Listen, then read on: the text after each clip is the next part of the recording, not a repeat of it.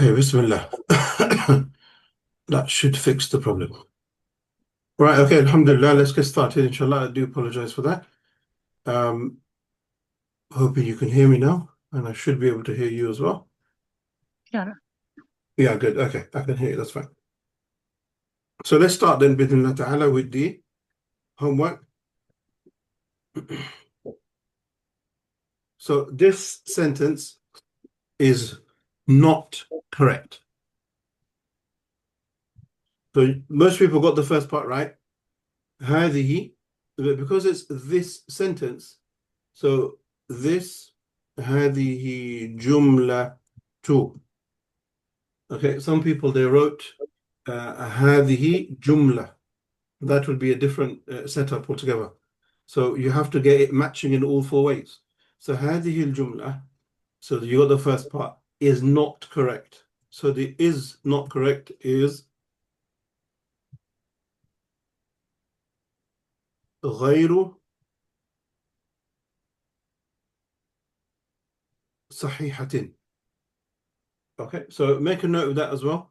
That some of you made mistakes with the صحيحة. You said صحيحة. With غير, whenever you're going to use غير is always going to be مضاف and مضاف إليه. Okay, always going to be مضاف and مضاف إليه. Okay, next one. She is the new teacher. So she, here we've got the خبر here is معرفة. So الأستاذة هي الأستاذة الجديدة.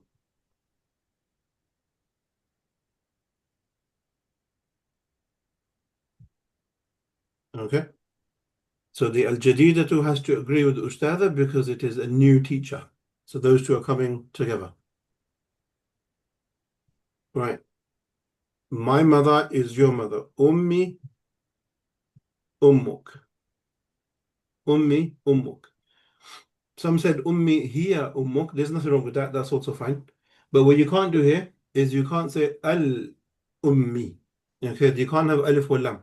Remember that the mudaf can never have alif wal lam at the beginning of it. Under no circumstances will the mudaf have an alif wal lam. Okay, good.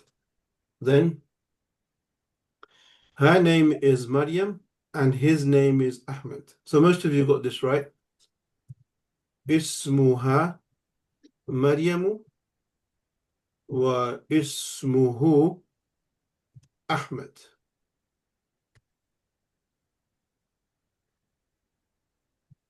Okay. اسمها مريم واسمه أحمد. Okay, next one. The sea is large, wide, and beautiful. So some people use the word bahr, some use the word nahar. What's fine? One is sea and one is river, but it's fine. Al-bahru, yeah. So in this case, the bahr is considered to be feminine. Those who didn't make it feminine, that's not your fault. That's a word I should have informed you that's a feminine word. So al-bahru kabiratun wa wasi'atun wa jamilatun. Okay, so the point of this exercise is that we can have multiple khabar, multiple bits of information for one mubtada. Okay, next one. The book of this student is useful. So we know the first part, the mubtada is going to be part of a nidafa, right? The book of this student. So kitabu, this student. We said this is the only time where we can break up the mudaf ilay. So we can have the hada in there now. So kitabu hada talib. So we've got the first part, the book of this student, and then we've got is useful. Okay, we simply say nafi'un. Okay, we could simply say nafi'un. All right. Then we come to the next one. This book of the student is useful. This time the ishara is going to the mudaf. So we would say, we know what we've got to do here is going to come at the end. So kitabu talibi, then we say hada. So we know that's going back to the kitab, nafi'un.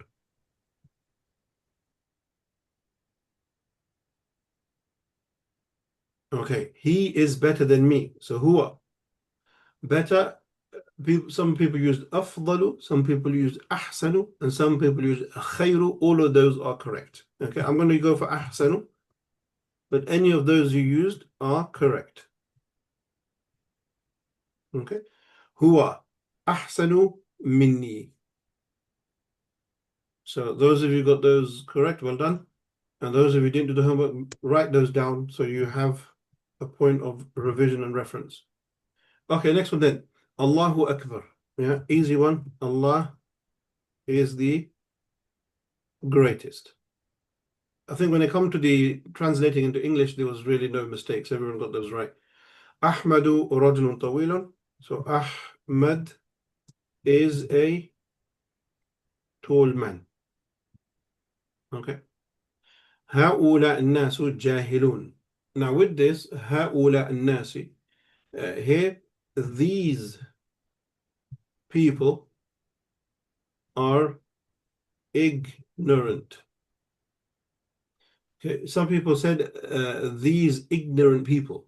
That's not correct. Because if you say ignorant people, jahilun and annas must agree in all four ways, but they don't here. So we can't do that. So هؤلاء الناس, so those two go together. These people, jahilun is the khabar. These people are ignorant. Okay, next one.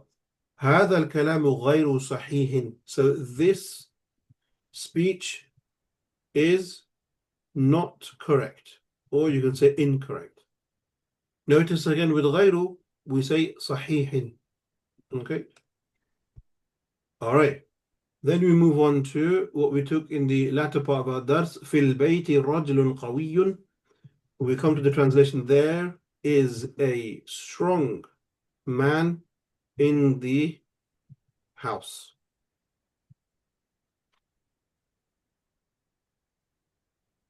Next one, number 6. الولد على العرش. The boy is on the throne. Okay, the boy is on the throne. في المدرسة أستاذ. Again, we come to the there because the mubtada is nakira and it's coming at the end. So there is a boy. Sorry, there is a teacher. Yeah, there is a teacher in the school. Right, finally, نحن في المكتب. We are in the office. Okay, so write those down.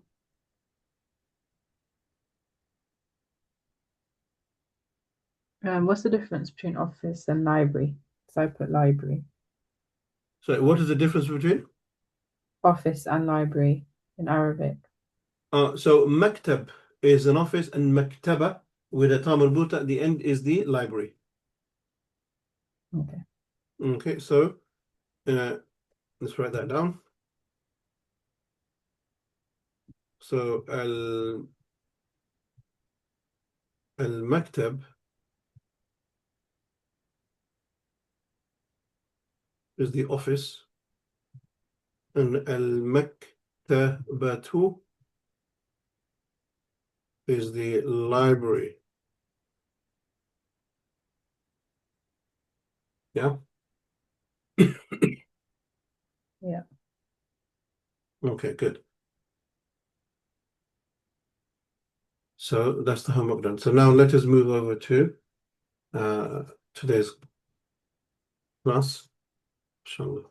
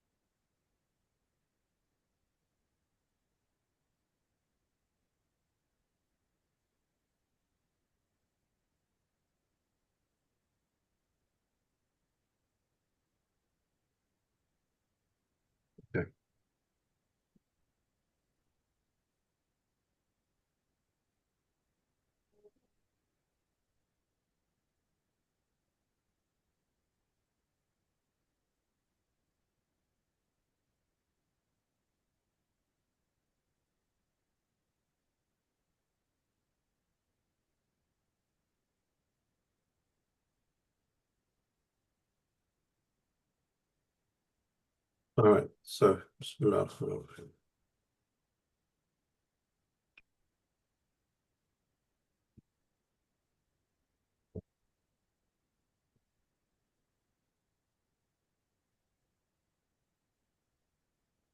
Right, so let's continue then.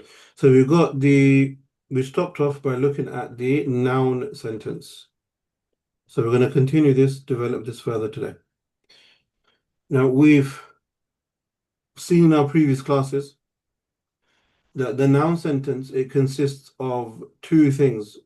What are the pillars of a Jumla Ismiya?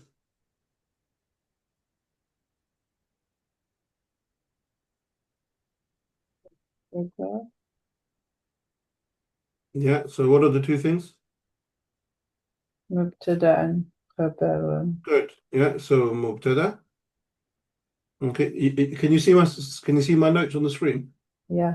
Okay, good. So Mubtada and Khabar. So those are the two fundamentals of the Jumla Ismiya. So we're going to develop this now and go further.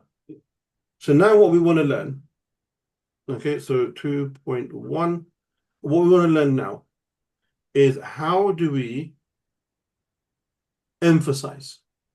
Okay, so emphasizing the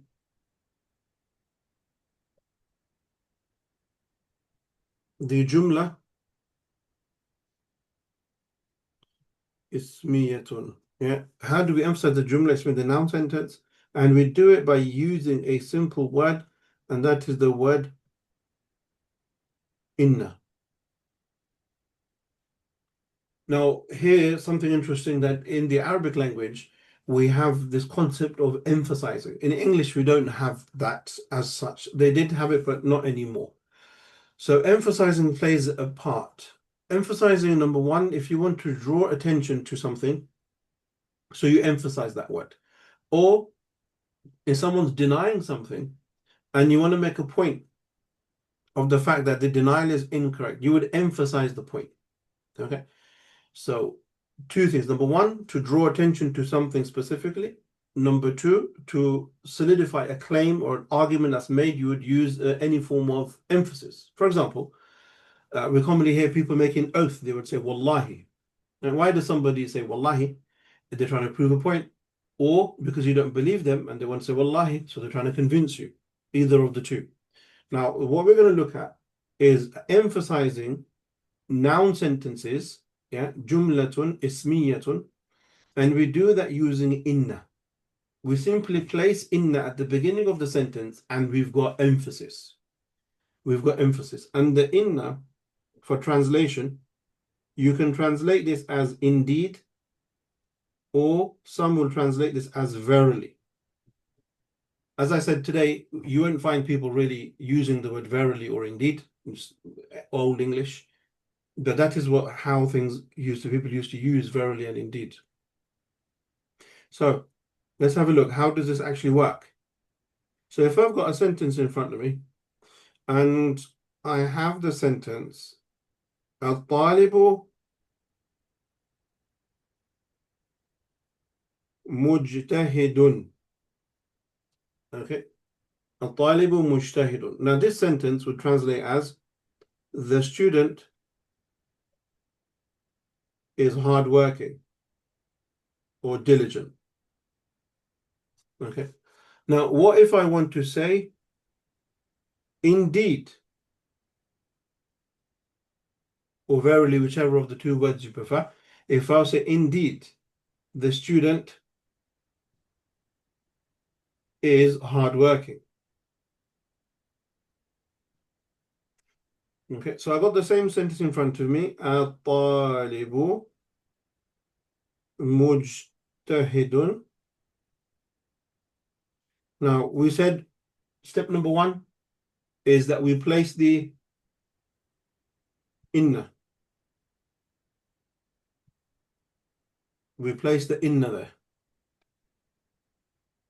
Yeah.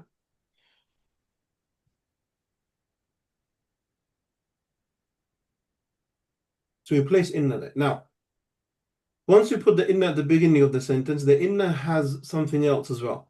The inna then has an impact on what was known as the mubtada, because the talib was the mubtada and the mujtahid was the khabar. So it has an impact on the mubtada and it changes it from carrying a dhamma to carrying a fatha. So please make a note of that. Inna taliba, yeah, mujtahidun. So inna is used for emphasis. So the meaning, so we got to battle two things first. Number one is the meaning, which is indeed or verily. Okay, we've done that.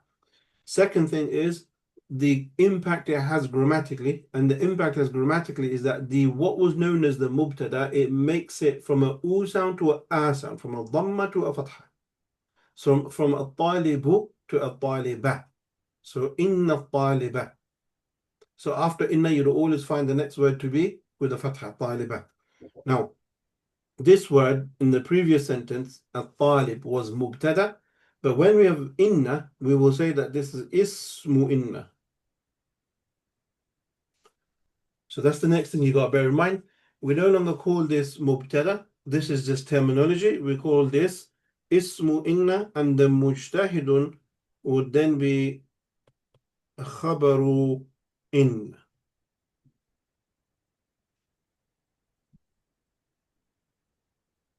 Okay, very, very important to note that the inna makes the mubtada take a fatha. Inna talibah, and the khabar remains with its two dhammas.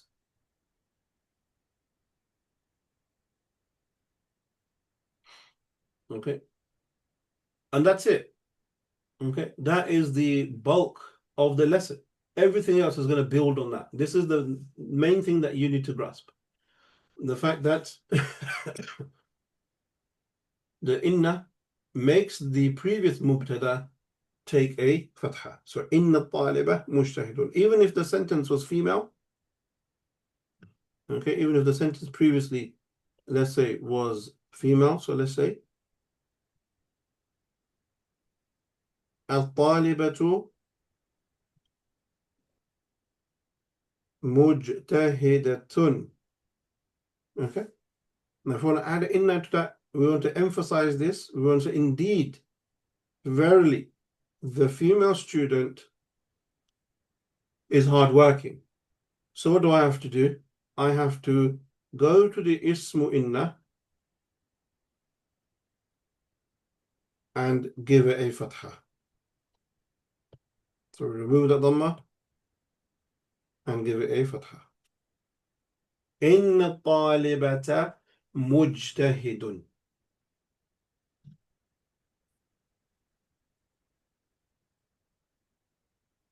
Okay, good. Any questions there? Right. So that's the main part of the lesson, and that's the essential part. Now we come and look at some of the inner details of this inna. What happens then when the mubtada, what happens when the mubtada is a dhamir? Okay, dhamirun muttasilun. So if we've got a sentence and the mubtada is a dhamir, so for example, if we had the sentence huwa mujtahidun, okay, if we were to say huwa mujtahidun, so that's a normal sentence. The huwa there is the mubtada, the mujtahid is the khabar. Now, what if I want to emphasize that? So that would translate as he is hardworking. Okay, he is hardworking. Now, if I want to say indeed, okay, verily, whichever of the two words you want, he is hardworking, I have to add inna. So I add an inna. And we've got huwa. And we've got mujtahid. Inna huwa mujtahidun. But here we got a problem. If we have a dhamir, which is the mubtada, we can't keep the dhamir there. The dhamir will be replaced by a attached pronoun. Rather than having it detached, it would become attached. So from inna huwa mujtahidun, this will then become innahu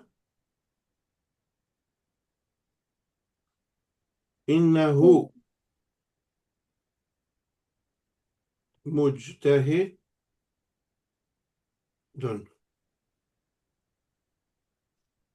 Innahu mujtahidun. So make a note of that if the dhamir is the mubtada, then we have to make it the attached version. Okay. Likewise, if we were to say, indeed, she is hardworking. Okay. So indeed, she, not this time, we don't say he. So what would be the attached pronoun for that?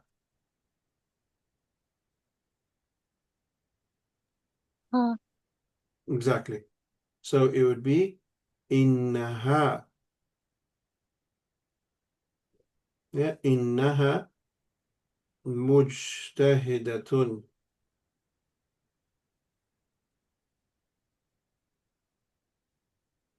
Okay, innaha mujtahidatun. All right, good.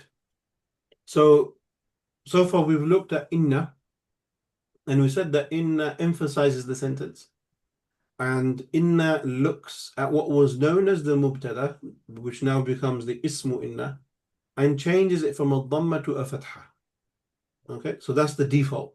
That's the majority of cases, that's how you're going to find it. But if the mubtada is a pronoun, we don't leave it as the detached one, the munfasil one, we make it the attached one, the muttasilun. So we don't say inna huwa mujtahidun, we say innahu mujtahidun. And the Quran is full of this. So you need to get yourself familiar with this. Okay, so that was A, B.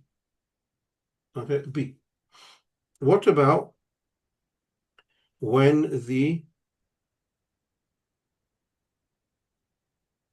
mubtada is one of the asma'ul ishara? Okay, then what do we do? Okay, if the mubtada is a ismul ishara, what do we do? So for example, if I said هذا حق, yeah, this is true. But I want to emphasize the sentence, and I want to say definitely, indeed, this is true. So the way we would do this is simply placing the inna at the beginning,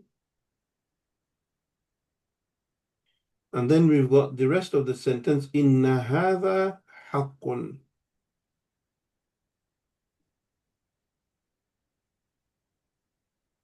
Now the word hadha and the other ishara that I've given you, so hada, hadihi, haulai, dhalika, tilka, ulaika, these words are known as mabniyun. We discussed this previously. They're known as mabniyun, yeah, mabniyun, which translates as fixed. Okay, they're fixed words. No matter what you put before them, they won't change their appearance. So even when we looked with the huruf al-jar, if you put a fi before hada, you're still going to say hada.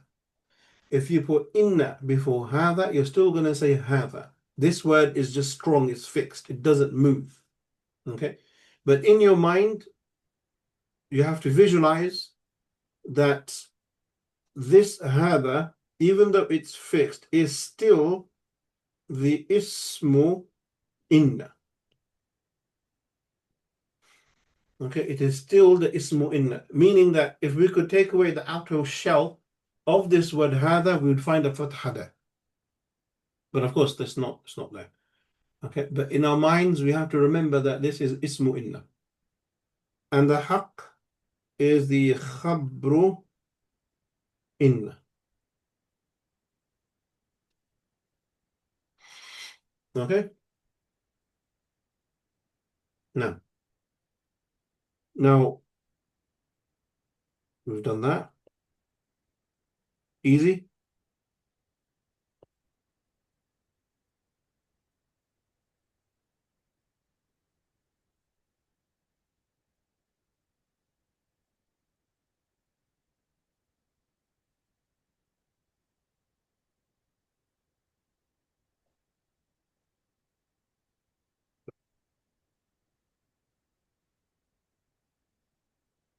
Right. So, there we go. Oh.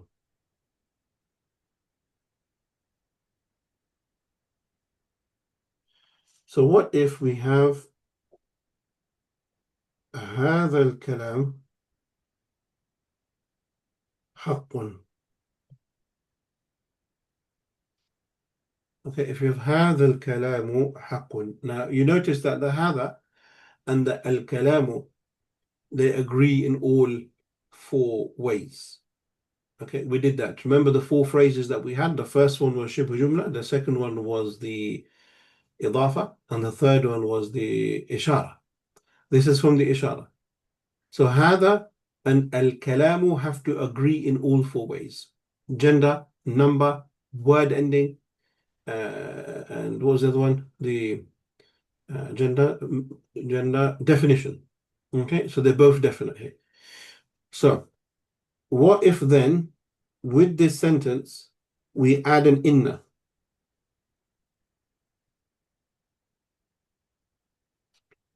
Okay, what if then in this sentence we add an inna? So the inna is going to impact the hada, okay, and it's going to become the ismu inna. Even though we cannot see a fatha on there, we have to imagine there is a fatha on there. Which means then that the kalam, we said it has to agree in all four ways. So we will no longer say al-kalamu, we will say what? Lama. Yeah, al-kalama. Because it has to agree in all four ways. The haqq is the khabaru inna. Okay, and the word kalam, grammatically, we will call this badal, but we will talk about the concept of badal later. But just make a note of it now. Okay, good. So we've looked at inna. We've looked at inna with the dhamir. If there is a dhamir, a pronoun, we have to use the attached one. If there's an ismul ishara, then we just leave it as it is. Okay, but the word after it, if there's a word after it, it has to follow through with it. So then let's go to the next one. Let's go to C. What about? Sorry, Ustad. What is inna grammatically? Okay, yep, good question. So the inna, again, this is terminology. Write it down. If you remember it, excellent. If not, no problem. We will recap this. But inna, we will say, is harfu nasbin wa tawkidin, which basically means two things. It means, number one, it's a harf, it's a preposition. It's not a noun and it's not a verb. Okay, so we know that. It's a preposition. So harf. Nasb meaning it makes the word after it take a fatha. So it's a preposition that forces the word after it take a fatha. Harfun nasbin. Wa tawkid. And it is served for emphasis. Okay, its job is to have emphasis. Now, if you don't remember that, that's fine. Right, the third and final thing with the inna is that what about when the inna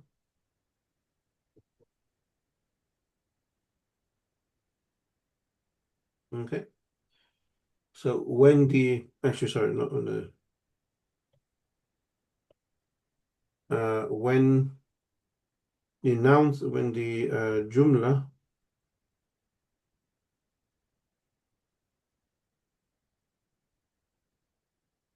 jumlatun ismiyatun is a indefinite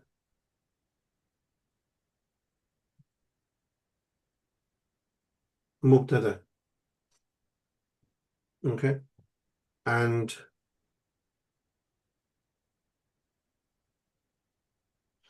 preceded by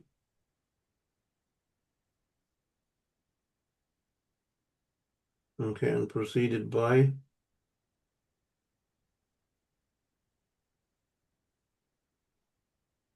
and it's preceded by a shibh jumla. So what we took last week, if we have a mubtada that is nakira, we put it at the end, right? So if we want to say, as we took last week, fil madrasati talibun.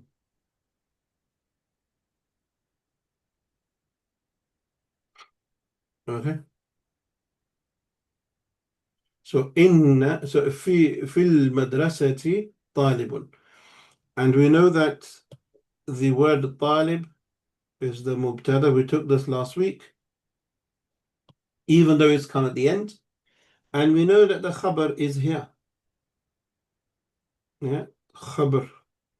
Yeah, khabar is mahdhuf.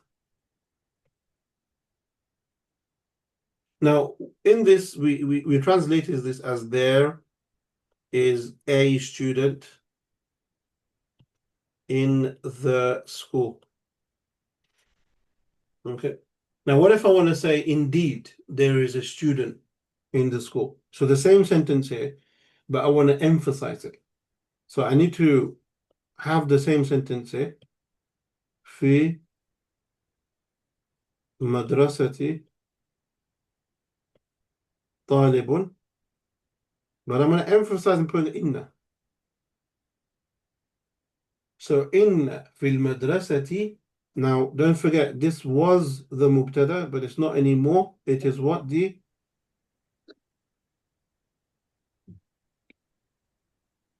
ismu inna.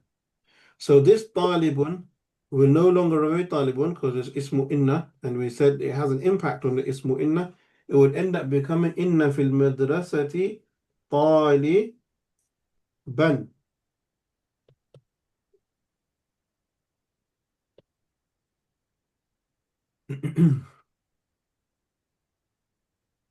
إن في المدرسة طالبا. So the inna will always impact the mubtada and turn it into ismu inna.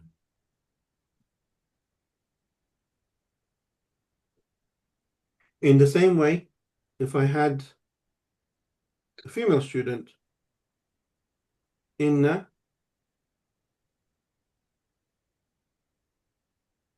في المدرسة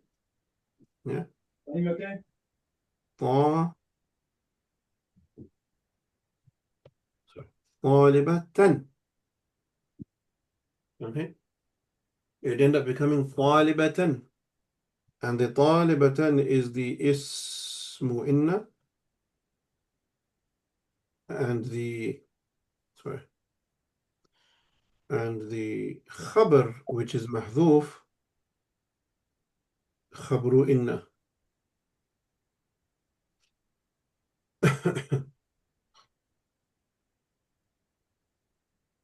Okay. Right. Any questions on what we've taken so far?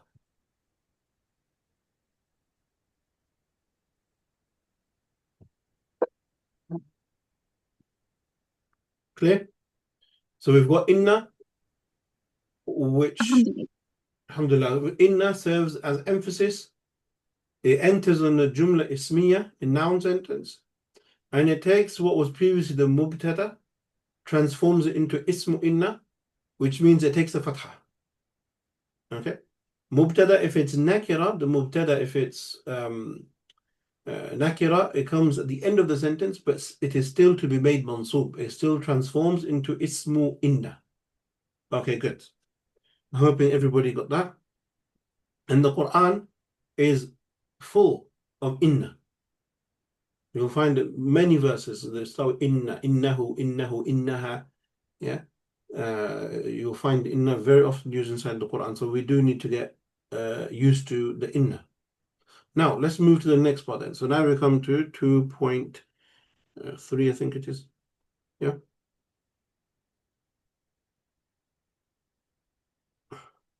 So, what if we are transporting the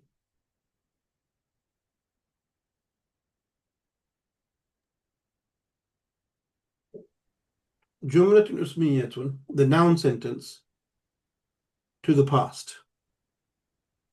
So we have used, so for all of our translations have been is. The student is hardworking. Yeah, the boy is in the school. What if I want to say in the past? What if I want to say the student was hardworking? The boy was in the school. So from is to was. Very, very easy. The way we do that is we simply use this word here, kana. We just put the word kana at the beginning of the sentence and it takes it to the past. Okay, it takes it to the past. That's as simple as it is, kana. The only thing you got to remember with kana is that kana is the male form and kanat is the female form. So you've got to look at the mubtada. If the mubtada is masculine, mudhakkar, then you need to use kana. If the mubtada is mu'annath, then you need to use kanat. That's the only thing you need to be aware of. So I'm gonna say, so you can make this a note like this, easy to remember. Kana and kanat. They are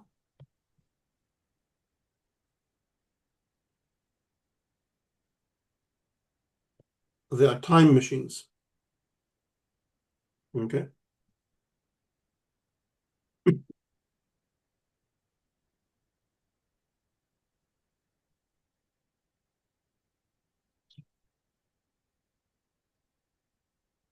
So they are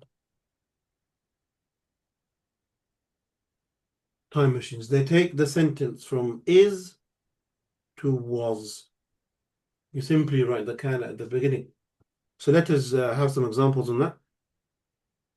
Let's take the same sentence we were looking at before. الطالب مجتهد. Okay. The student is hardworking. Yeah, the student is diligent. Now I want to say the student was hardworking. For whatever reason. I want to say the student was hardworking. What do I got to do here? So I look at talib. Talib is masculine. So I'm going to simply put a kana at the beginning. I've done half the job. Okay, so I've taken the sentence to the past. Now the student was hardworking, but we're not finished there. Kana has an impact on not the mubtada, but on the khabar. Kana doesn't impact the mubtada, it impacts the khabar. And it makes the khabar mansub. It makes the khabar take a fatha. So where we've got mujtahidun, when we introduce kana, we have to say mujtahidan. Okay, we have to say mujtahidan. And that's it. Okay, so the talib, which was previously the mubtada, we don't call this mubtada anymore. We're going to call this ismu kana. And we're going to call mujtahidan khabru kana. كان الطالب مجتهدا. Yeah. And if we had a sentence that was female, so if we had الطالبة Yeah.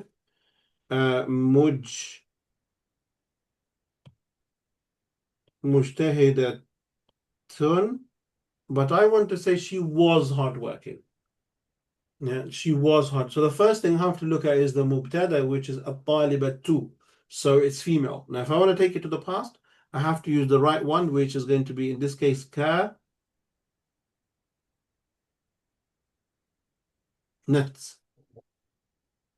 Okay. So you're right, kanat at the beginning, at-talibatu, and then you have to go to, as we said, the khabar, and take it from having a dhamma to having a fatha. So it become كانت الطالبة مجتهدة. So please bear that in mind. So this would be اسم كان, and this would be خبر كان. That is the essence of the dars. If you've picked that up, you've picked up the dars. That is the main thing. Now, just for recitation purposes, so this is not grammar, this is just additional for recitation purposes.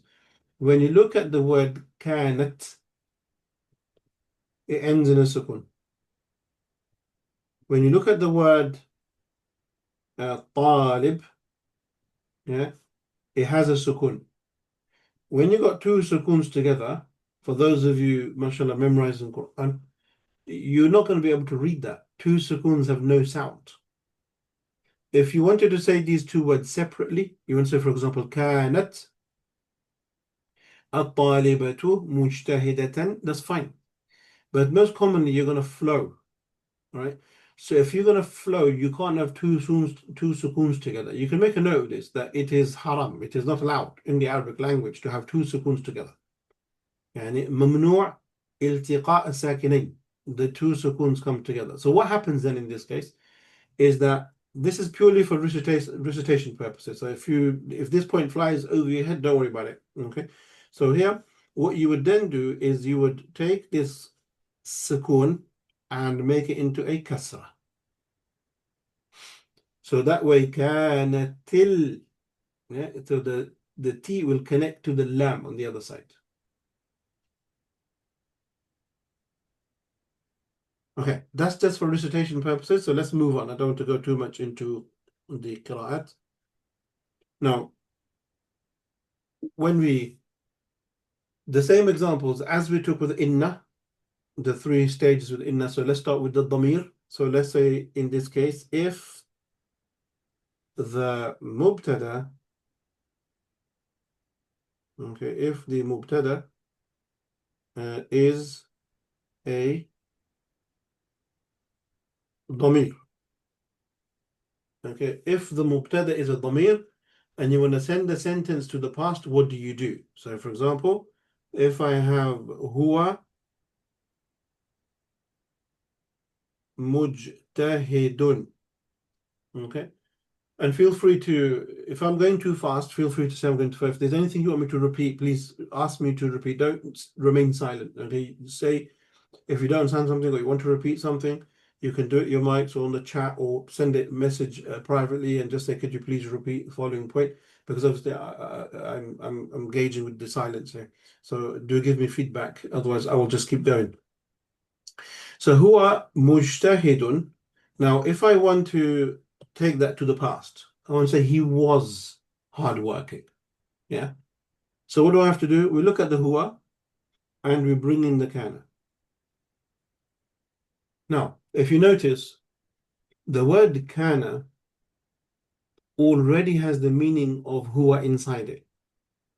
Because remember, we use kana or kanat. Kana for the male, kanat for the female, which automatically then tells us that the kana already has a male meaning inside it, and the kanat already has a female meaning inside it. So in this case, writing kana huwa mujtahidun would just double up the huwa. So the first step we would do is just remove the huwa. We don't need that. It's already understood from the kana. The second thing we would do is that the word mujtahidun is the khabar here. So it can't be mujtahidun, it has to be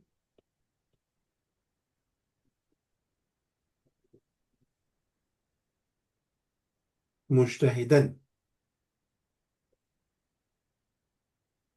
Okay, so if you got a pronoun, you would simply say كان مجتهدا. There would be no need to say كان هو مجتهد. Okay, likewise with the female, if we said هي مجتهدة, so that's how the sentence will come. Now we want to say in the past. So here is going to be كانت. Okay, and the كانت is going to impact the خبر. Yeah, so not that one, the خبر. This is the خبر كان. It's going to impact this word. So we change the dhammas to two fathas. And there's no need to say the here. So we get rid of the here as well. So that's what we're left with. We're left with كانت مجتهدة.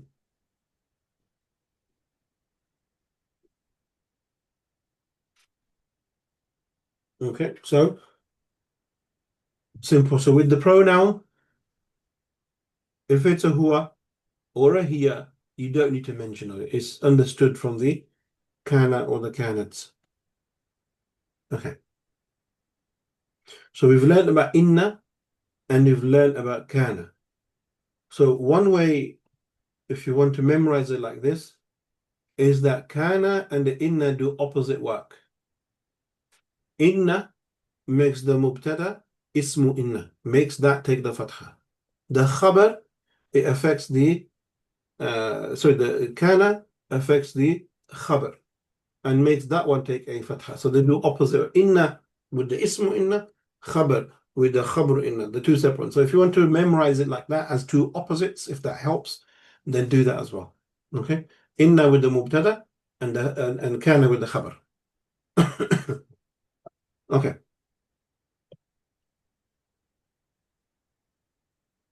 Right. So what if we've got this sentence, the one we've got ahead of us here? So sentence number 1 and sentence number 2. Okay. And we want to emphasize these sentences. And the way to emphasize by using inna. So basically we've got inna and kana in the same sentence. And that is, again, very often found in the Quran. So if I want to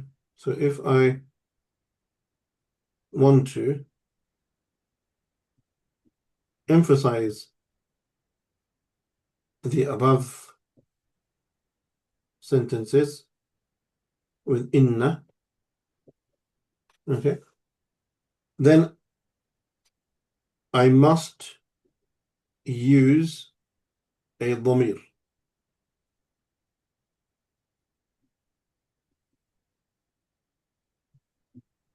I must use a attached pronoun. So if I've got the sentence kana mujtahidan, he was hardworking. Now I want to say indeed he was hardworking. Okay, indeed he was hardworking. If I want to do that, I need to add inna. Okay, I need to add the word inna. Okay, but as well as inna, I need to know what I'm actually emphasizing, right? So I'm emphasizing that he was hardworking. So I need to make sure I get the right connection, huwa. So inna and huwa. So what we do again with this is we don't use huwa, we use the attached pronoun. So we would say innahu. Okay, innahu. So that'd be indeed. He was hardworking. Okay. Innahu kana. Okay, innahu kana mujtahidan. The same thing with the female. The sentence above kanat mujtahidatan. So she was hardworking. Now if I want to say indeed she was hardworking, I would do the same thing, inna, and the right pronoun would be for the female is ha. So innaha kanat mujtahidatan.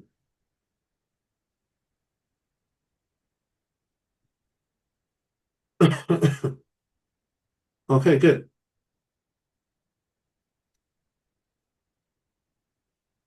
C.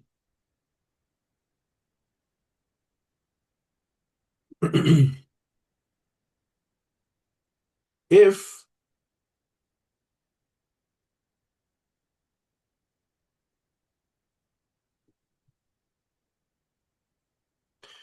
the جملة اسمية is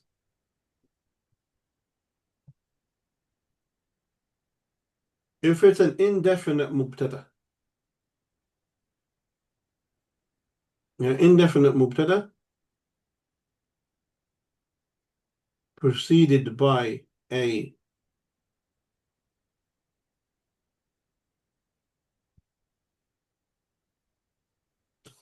preceded by شبه جملة, then what do we do in that case? So an example, if we said في المدرسة طالب. Okay, so here we're saying that in the school there is a student, or there is a student in the school. Now, what if I wanted to say indeed? Yeah, definitely there is a student in the school, right? Oh, sorry, not indefinite. If I wanted to say, so this sentence translates as there is a student in the school. Now, what I want to say is there was a student in the school. So we want to take the sentence to the past. We look at the mubtada. The mubtada is طالب, so we're going to use the male. So we'll say كان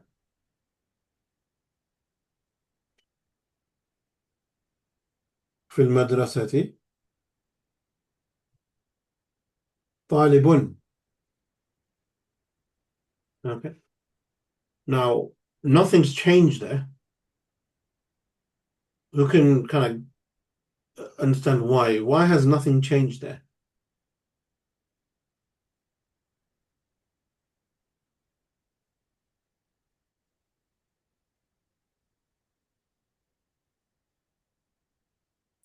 So Because let of me rephrase. preposition, Sorry? because of fee, Okay. So in this sentence, where is the mubtada?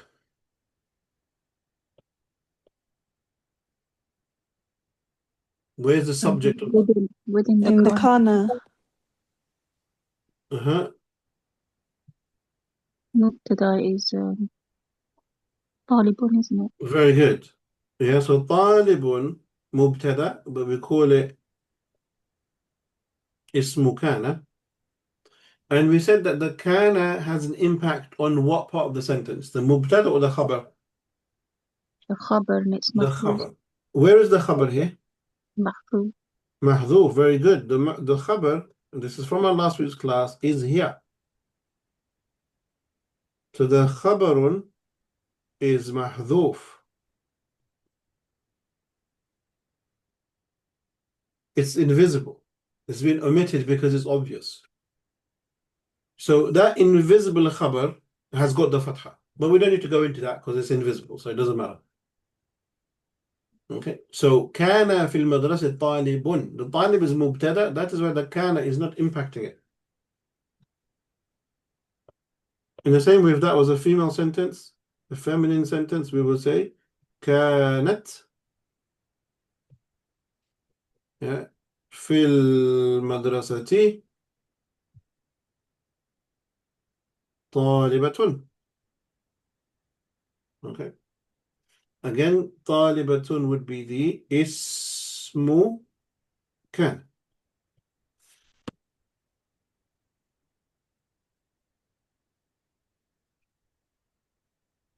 Okay, I hope that's clear. Just to make sure that that is solid, who can tell me what is the meaning of this? Kana طالبا. How would we translate that? He was a student. Very good. He was a student. Why do we translate it like that? Because the taliban here is the khabru kana. You can see that because it's taliban. Yeah, you can see that's taliban. Okay, what if I was to say kana talibun? What would that translate as?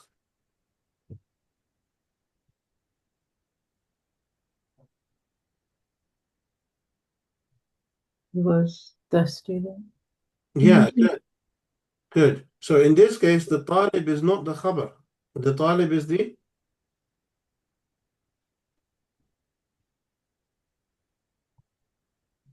the talib in this case is not the talib, is the ismu kana, is the mubtada. So this would translate as there was a student. If you didn't get that, I'll show you again. If we said kana fil madrasati talibun, how would you translate that? Kana fil madrasati talibun. There was a student in school. Very good. Yeah, so there was a student in the school. Okay, there was a student in the school. And all I did really, just to make it easy, was if you remove the fil madrasa, so the English as well, you'd be left with kana talibun. There was a student. Okay, so it's important that just so it helps you in translation. Taliban is the khabar, Taliban is the mubtada. Okay, so we're done with kana. Yeah, before we move on, if anyone has any questions, we've looked at inna and we've looked at kana. Okay, we looked at inna and we looked at kana. And we said inna impacts the mubtada, ismu inna puts a fatha on it, kana impacts the khabru kana and puts a fatha on it. Okay, and inna is served for emphasizing, kana is served for taking the sentence to the past. Now let us move on. Hopefully you've understood that. Let us move on. Now we will in our course we will continue to see that inna has other words that behave in the same way. Different meaning, but they behave in the same way. Likewise, kana also has words that behave in the same way but have different meanings. In grammar, they call them inna wa akhawatuha, kana wa akhawatuha. Basically, it means they've got sisters. Yeah, that's the name given to it in the books. They've got sisters. So there are words that behave exactly the same as kana and inna, but they have different meanings. So I want to look at one of the sisters of kana.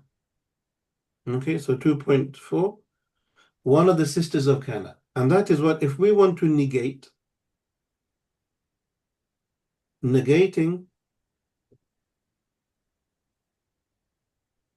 the jumlatun ismiyatun, yeah, negating the jumlatun ismiyatun,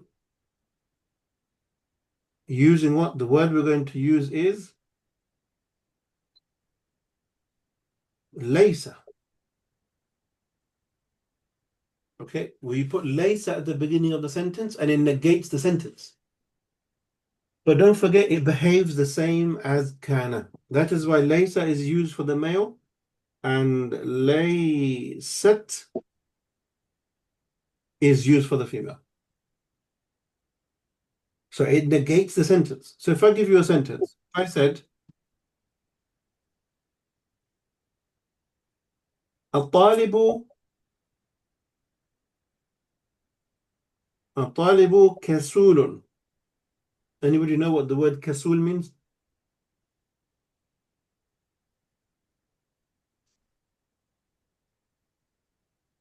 The student is lazy.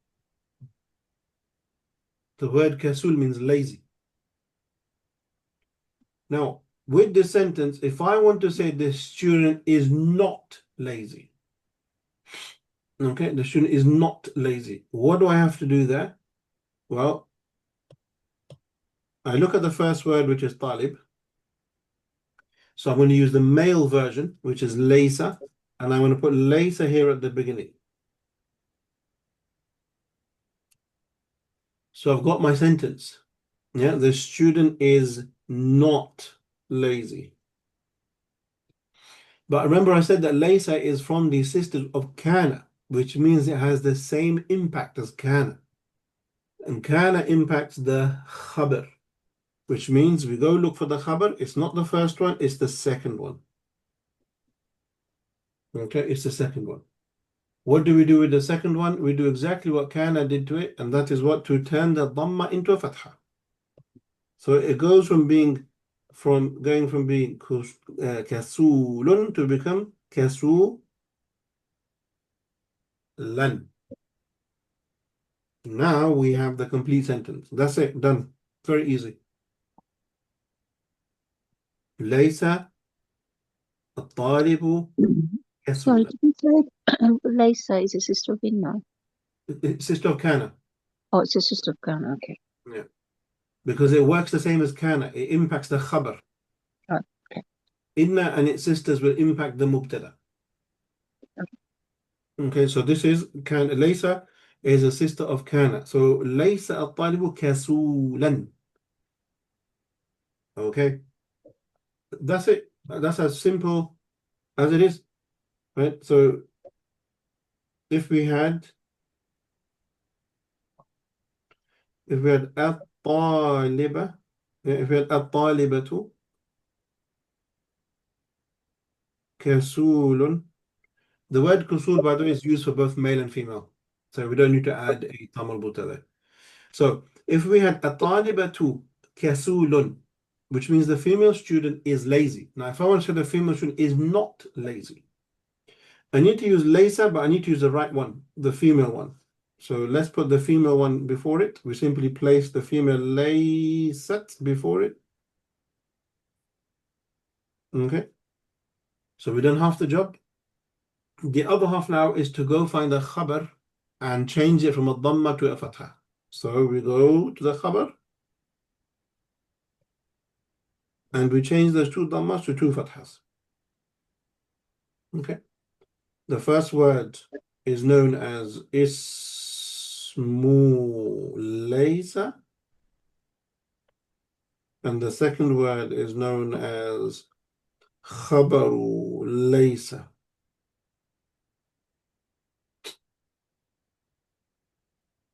Okay. And again, just for recitation purposes, that sukun will tend to a kasra. All right. Okay, good. So just like we've taken with kana and the others, the three steps, for example, if it's a dhamir, what do we do with the dhamir? So if the mubtada is a dhamir, what did we say we do with it? So if we had, for example, huwa, yeah, huwa kasul. And I want to say he is not kusul. So I would add in the laysa, but laysa already has the male meaning in there, so there's no need for the huwa. So we would remove the huwa. So before I do that, actually, the kusul would become kusulan. Okay, so we'd have kusulan. And we don't need the huwa, so we remove that. So your sentence would be laysa kasulan. Okay, he is not lazy. And the same thing if we're talking about a female, laysat kasulan. Yeah, she is not lazy. Yeah, good. And if we wanted to add emphasis to this, that he is not lazy, so indeed he is not lazy. Exactly what we do to kana. Every single thing exactly the same. That's why we say that laysa is a sister of kana. What we do to kana, we do with laysa. Identical. So in that case, we would say, for example, innahu laysa كسول or كسولا, sorry. Okay, so verily he is not lazy. In the same way, if it was female, إنها ليست كسولا. Verily, she is not lazy. Okay, so as I said, this is why we said kana wa ikhawatuha, and its sisters. The sisters behave exactly the same. Okay, the same way. Right. Any questions on that before we move on to the next part?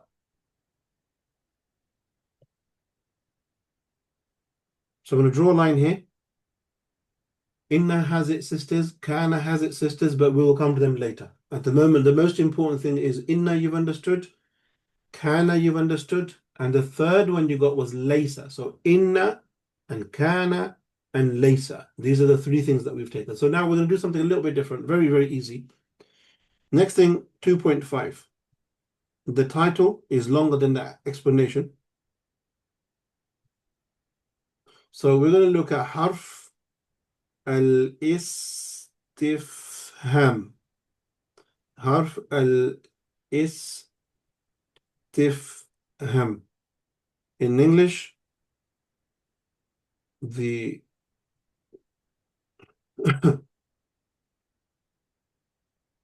interrogative particle. Okay, the title sounds much more than the actual subject itself. Basically, what that means, how do we make a question?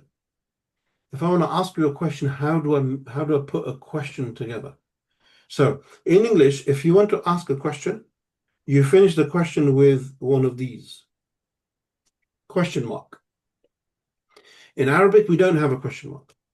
Okay, there's no question marks. So then you're like, how do I know that this is a question? Well, instead of putting this question mark at the end of the sentence, in Arabic, we use the hal or the at the beginning of a sentence. You take a jumla ismiya, mubtada and khabar, and simply place a hal or a at the beginning, and you get a sentence. Okay, simple. As simple as that. So if I wanted to say, for example, Al-Bahru Ba'idun. The sea, the sea is far. Now, if I want to turn that into a question and say, is the sea far? The exact same sentence. All I do is very simply add a hal. And that's it. You've got a question. That becomes, is the sea far?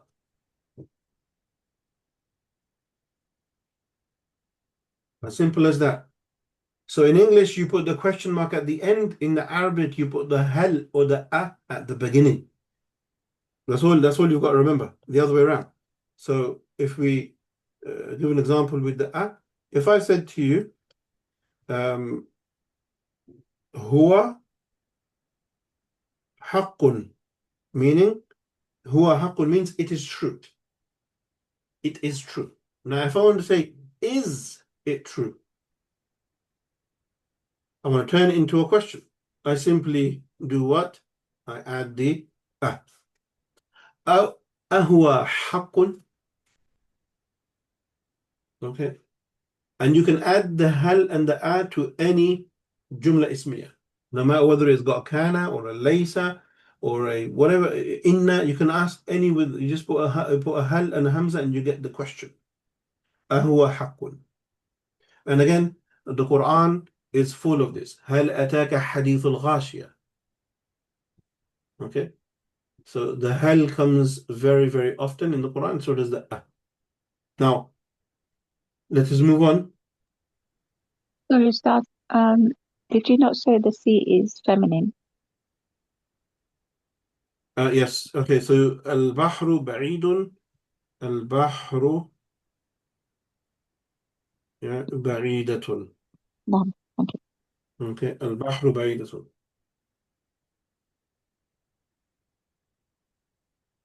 Now, some of you may ask the question, when do I use hal and when do I use a? You can use any of them. At this stage, they're interchangeable.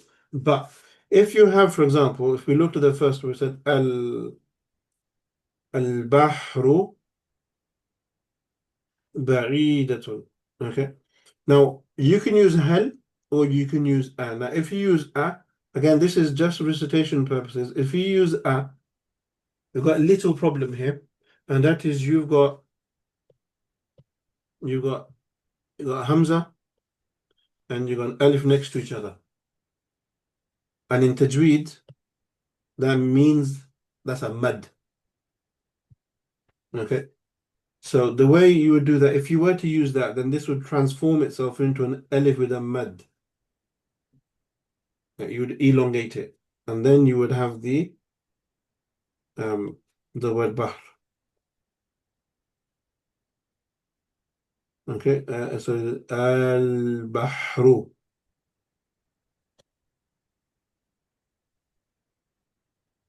So you elongate it. So here maybe for ease, maybe better to use hal. Okay, instead of doing the mad. But they're not wrong. Now come to the last part, inshallah, before we conclude, is so 2.5. How do we produce a question that is negative?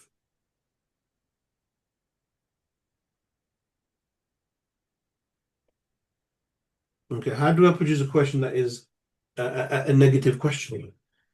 So, for example, if I say a laysa hasanun taliban.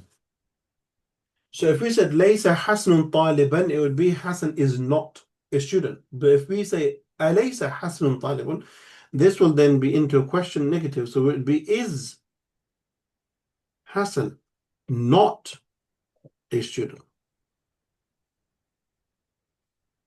Okay, very simple. So if you want to produce a negative question, you use the laysa. Okay, you use the laysa. Alaysa hasanun taliban? Yeah. Is Hasan not a student? So you've got a negative question. Now here, bear this in mind. And inshallah, with this, we wrap things up. You can give two responses to this.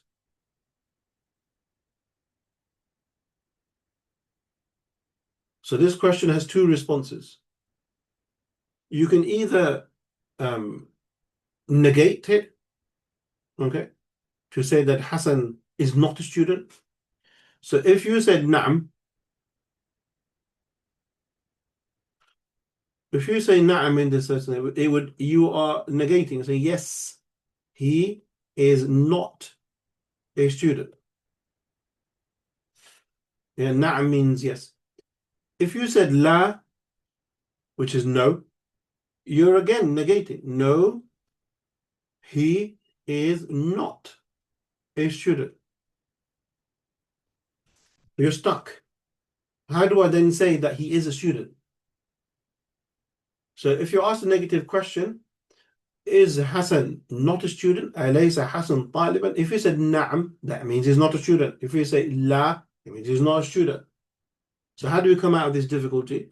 The way we come out of this difficulty is with the word bala. Yeah, bala is the way to give the answer, which means yes. Yeah, which means he is a student. So remember that, please. So if you get a negative question, alaysa, and if you want to negate, you would say na'am wa la. If you want to affirm, and you say that he is, yeah, then you would say bala. And that comes in the Quran very often. So for example, Allah subhanahu wa ta'ala says, Alastu bi rabbikum, am I not your Lord? That's a negative question. If you say na'am, you're saying Allah is not our Lord. If you say la, again you're saying Allah is not our Lord. And Allah teaches that in the Quran. Alastu bi rabbikum qalu bala. Yeah, the ayah says qalu bala. They said, indeed, yes, you are our Lord. Okay, so bear that in mind. Likewise, أليس الله بأحكم الحاكمين? Is Allah not the best of creators? We don't say na'am, we don't say la, we say bala. Okay, so just bear that in mind. With that, inshallah, we come to the end. And a quick recap, so everyone's on board. There's quite a few things that we covered today in the class, but well, if you go back, there's nothing there that's really too difficult. So we started off with the no. So we started off with looking at inna.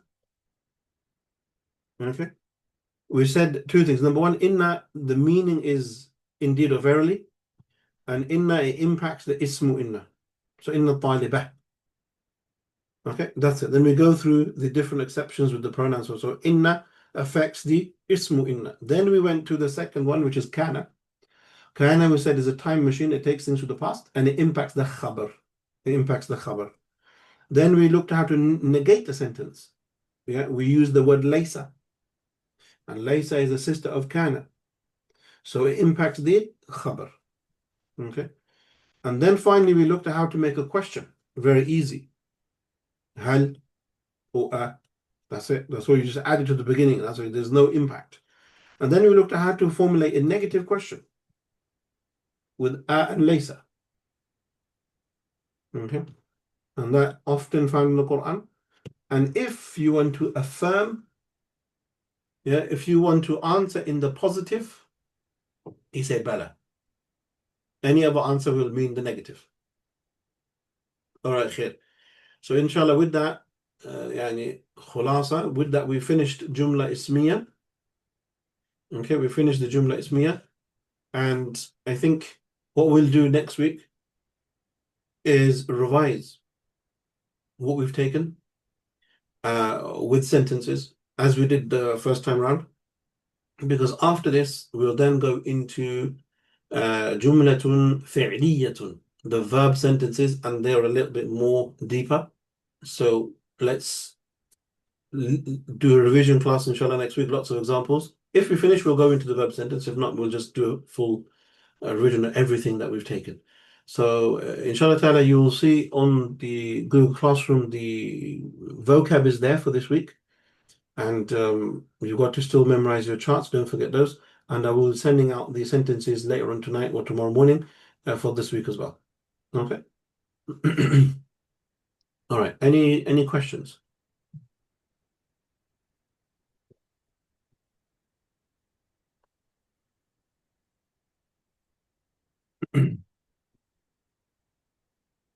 No?